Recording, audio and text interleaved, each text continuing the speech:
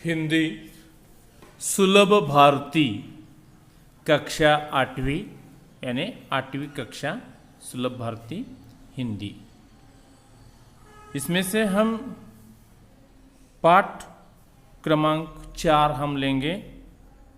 उसका नाम है सौहार्द सौमनस्य। सौहार्द सौमनस्य।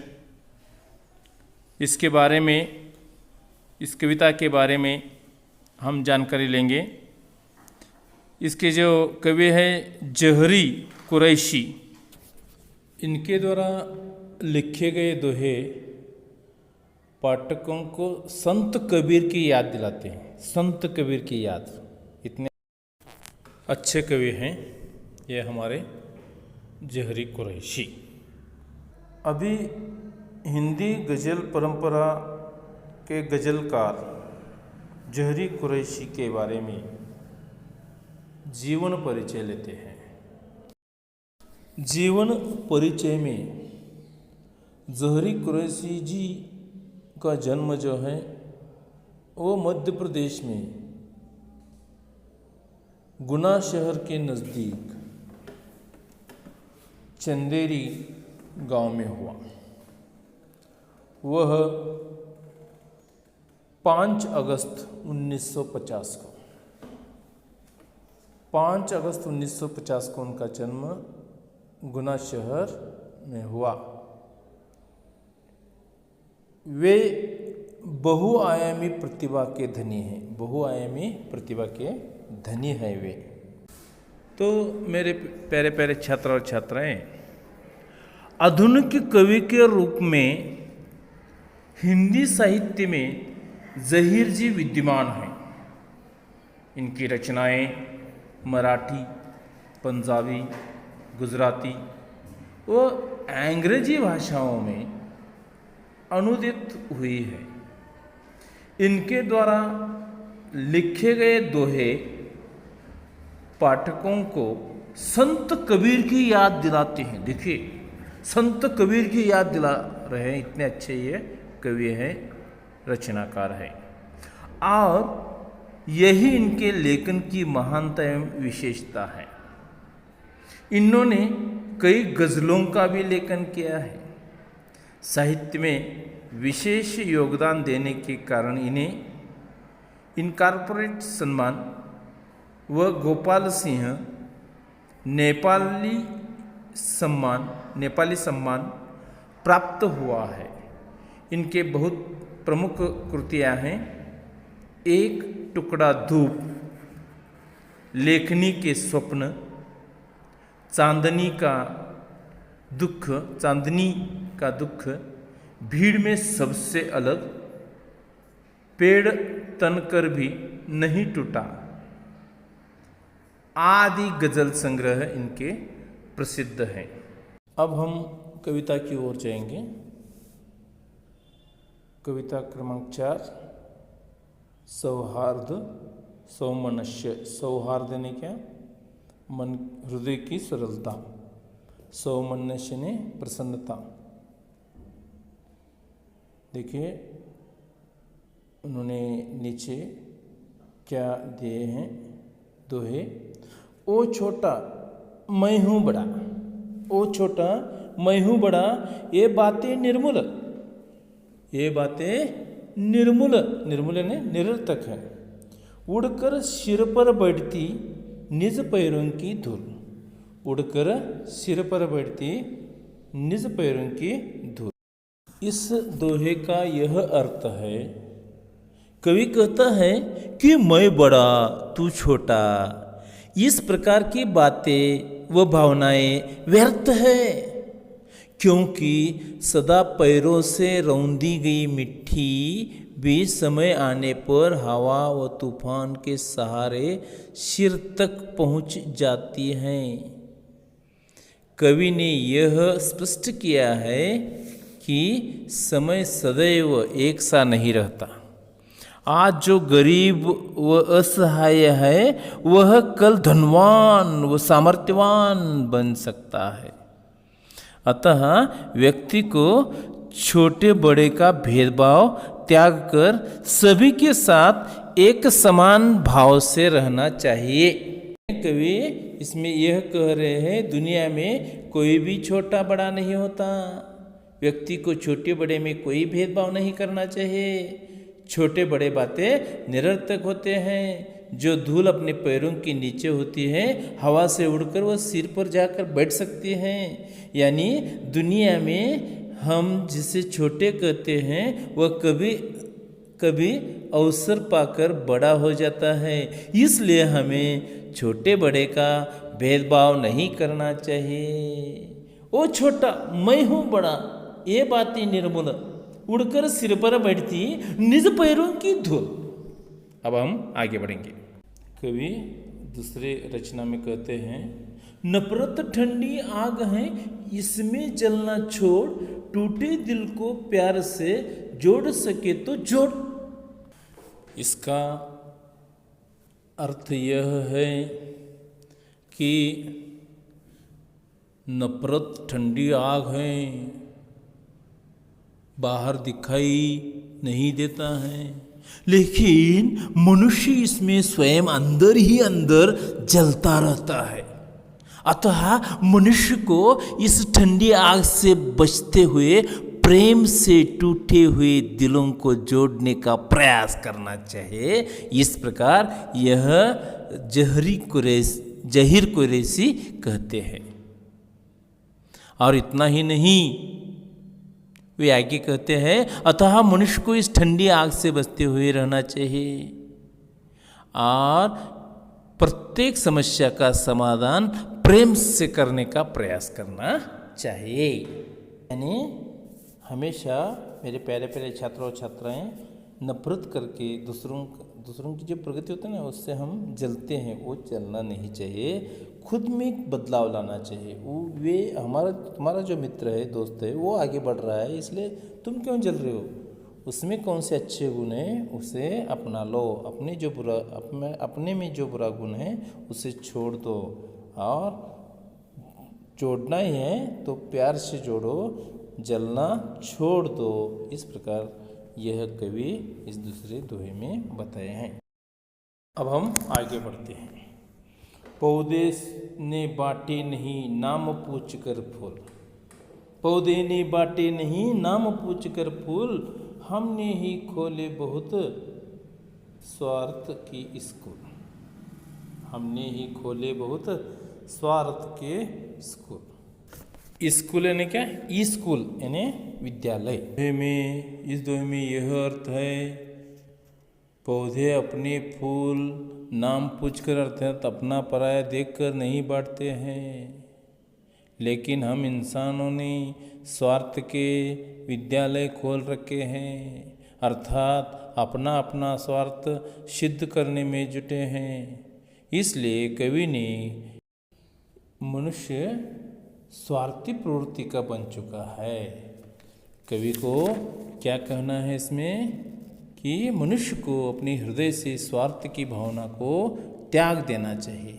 पौधे पर फूल खिलते हैं, वह पौधा लोगों को अपने फूल बांटता है।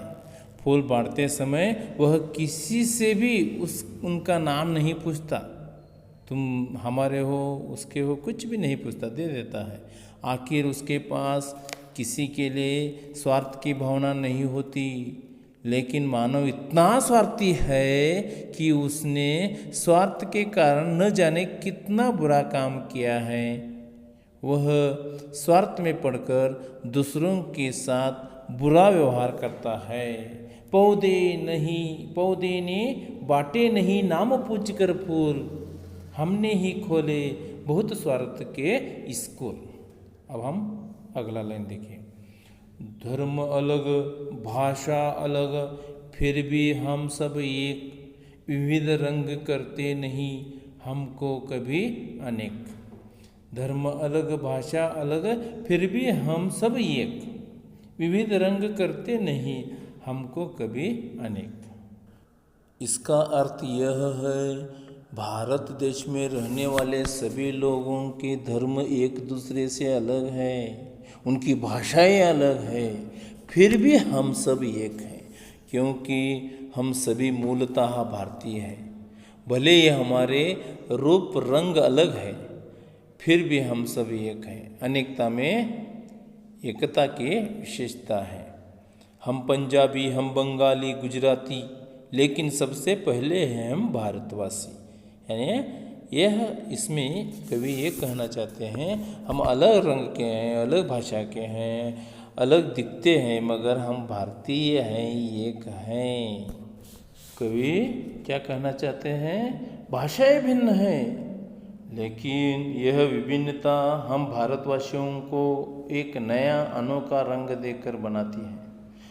और हम भारतवासी धर्म, जाति, सभ्यता, संस्कृति आदि की भिन्नता के बावजूद भी एकजुट है रहेंगे, और वे यही विविधता में एकता हमारी पहचान और शान है।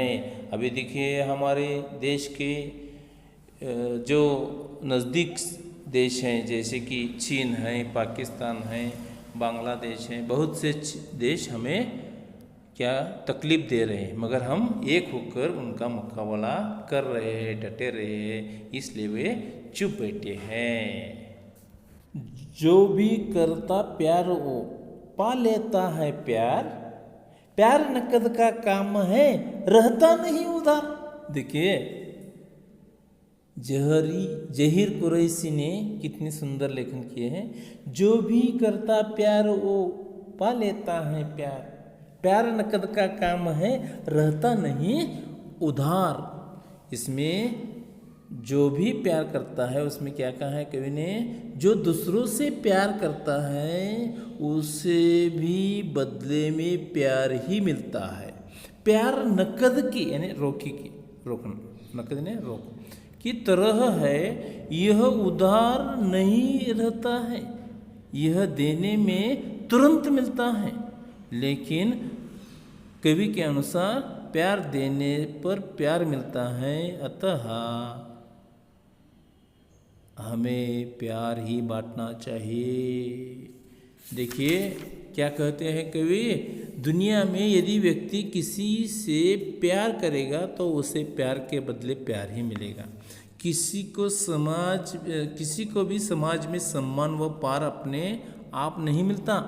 प्यार वो नकद का काम है, वह कभी उधार नहीं रखता। यानी हमेशा मुस्कुराते हुए रहना चाहिए, और दूसरे के साथ बोलते समय प्यार से बोलना चाहिए, व्यवहार करते समय प्यार से करना चाहिए, तभी आपसे वे लोग प्यार से व्यवहार करेंगे, बोलेंगे।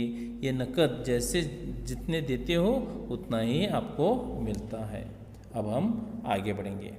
जर्रे जर्रे में खुदा, जर्रा ने यहाँ अत्यंत छोटा कण, उसे जर्रा कहते हैं। अ वेरी स्मॉल पार्टिकल, अत्यंत छोटा कण इसे कहते हैं। जर्रे जर्रे में खुदा, कण कण में भगवान, लेकिन जर्रे को कभी अलग न कण से महान। लेकिन जर्रे को कभी अलग न कण से मान। इसका यह अर्थ यह है, कवि कहते हैं कि जर्रे में खुदा और हर कण में भगवान है, कण कण में भगवान है। अर्थात दोनों एक दूसरे से जुदा नहीं है। इसलिए जर्रे और कण में भेदभाव नहीं करना चाहिए। कवि के अनुसार हिंदू व मुस्लिम दोनों अलग अलग धर्मों के अनुसार भले ही करते हैं, लेकिन दोनों ही भाई भाई हैं। अतः दोनों को बिना किसी भेदभाव के प्रेम व सौहार्द से रहना चाहिए। कवि को क्या कहना है? हिंदू, मुस्लिम, सिख, ईसाई सब है भाई भाई। यहाँ इस प्रकार कवि को कहना है कि जर्रे जर्रे में खुदा है, कण कण में भगवान है, और उसी प्रकार कण में भगवान है, भगवान निवास होता है। सबका मालिक एक है। इसलिए मनुष्य का कर्तव्य है कि वह किसी भी जर्रे को कण से अलग न समझे। भले ही ईश्वर के नाम अलग अलग हो, फिर भी उसका स्वरूप एक है। सबका मालिक एक भगवान के नाम अलग अलग हैं, मगर सभी भगवान का जो काम है, भगवान है उनके जो विचार है वो एक जैसे है। इसलिए हमें जर्रे जर्रे में खुदा, कण कण में भगवान दिखाई देते हैं। हम आगे बढ़े। आगे जहीर जी कहते हैं, इसीलिए हम प्यार की करते साज संहार, नफरत से नफरत बड़े बड़े प्यार से प्यार। यहाँ सम्मार यानी क्या? सम्मार यानी संभालना, सुरक्षित रहना। तो इस दोहे में यह कहा गया है, कवि को यह कहना है कि प्यार बहुत ही अच्छा होता है, हम उसे हमेशा संभालते हैं, क्योंकि नफरत से नफरत और प्यार से प्यार बढ़ता है। कवि ने स्पष्ट किया है कि प्यार दुनिया को सबसे बड़ी संपत्ति है, उसे जितना बांटते हैं बदले में उतना ही मिलता है। अतः नफरत को त्याग कर प्यार को बांटना चाहिए। क्यों? क्योंकि प्रत्येक व्यक्ति को प्यार की भावना को अपने हृदय में साझ संवार रखना चाहिए, क्योंकि नफरत से नफरत बढ़ती है और प्यार लुटाने से प्यार बढ़ता है। इसलिए हमें क्या करना चाहिए? नफरत से नफरत बढ़े, प्यार से प्यार बढ़े। इसलिए सभी मेरे प्यारे प्यारे छात्र और छात्राएं हमेशा प्यार से एक दूसरे से रहना चाहिए, नफरत से नहीं, झगड़ा करना नहीं चाहिए। आगे देखिए क्या कहा है, भांति भांति के फूल हैं फल बगिया की शान, फल बगिया लगती रही मुझको हिंदुस्तान। देखिए कितना सुंदर यहाँ रचना की है। भांति भांति से, भांति भांति के फूल है फल बगिया की शान, फल बगिया लगती रही मुझको हिंदुस्तान। देखिए यहाँ कितनी सुंदर रचना की है। इसमें कवि को कहना है, बाग की शान उसमें खिलने वाले विविध रंग रूप के फूलों से होती है। बाग में गए तो फूल खिलते तभी बाग अच्छा लगता है ना। बाग में वृक्ष की डाली पर लगने वाले फल भी बगीचे की शोभा बढ़ाते हैं। इसलिए उनके लिए हमारा प्यारा हिंदुस्तान देश भी विविध फल फूल रूपी बगिया की शान जैसा है। कितना सुंदर रचना यहाँ कवि ने की है। देखिए वे कहते हैं, बगीचा रूपी यह हिंदुस्तान विभिन्न प्रकार के फल फूल से भरा हुआ है, अर्थात भारत में विभिन्न धर्म, जाति व संस्कृति के लोग एक साथ रहते हैं। यह बगीचा जो है इसी प्रकार फल फूलों से भरी रहे, अर्थात बगिया रूपी यह हिंदुस्तान में जो जो विविधता है वह हमेशा बरकरार रहे और बगिया यूं ही फलती फूलती रहे। कवि की इच्छा है कि देश की विविधता के साथ ही उसमें जो एकता की भावना है वह सदैव बरकरार रहे। विविधता में एकता। अब हम आगे बढ़ते हैं। हम सब जिसके नाम पर लड़ते हैं हर बार, उसने सपने में कहा लड़ना है बेकार। वाह वाह वाह। देखिए, हम सब जिसके नाम पर लड़ते हैं हर बार, उसने सपने में कहा लड़ना है बेकार। यानी कवि कहता है कि हम सब जिसके नाम पर, अर्थात जिस धर्म के नाम पर, इसे नाम ने धर्म लिया है, लड़ाई झगड़े करते हैं, उसके ईश्वर व अल्लाह के सपने में कहाँ, अर्थात यही संदेश दिया है कि इस तरह आपस में लड़ना बेकार है। कवि के अनुसार हमें धर्म के नाम पर एक दूसरे से नहीं लड़ना चाहिए, क्योंकि हम सब भगवान के सुपुत्र हैं। हमें तो लड़ना नहीं चाहिए। जैसे कि ईश्वर के नाम पर सभी लोग आपस में धर्म, वंश, जाति, संप्रदाय, भाषा के मुद्दे पर लड़ते झगड़ते हैं। उसी ईश्वर ने कवि के सपने में आकर कहा है कि उसके लिए इस प्रकार लोगों का लड़ना झगड़ना उन्हें अच्छा नहीं लगता। यह सब व्यर्थ अर्थात मानवता के खिलाफ व अमानवीय है। कवि के सपने में भगवान ने आकर ईश्वर ने बोले हैं कि आप धर्म के नाम पर, वंश के नाम पर, जाति के नाम पर लड़ना बंद कीजिए, सब बेकार हैं। हम आगे बढ़ते हैं।